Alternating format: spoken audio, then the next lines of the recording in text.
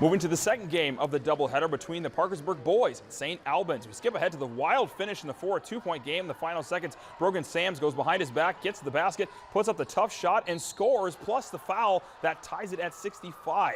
He had a chance to give the Red Dragons the lead at the line, and he sinks the free throw to put them on top with 9.7 left. PHS trying to respond. Nate Rodriguez passes over to Isaac Dailey, who takes the three. He misses, but he's fouled, so he goes to the line for 3 free throws.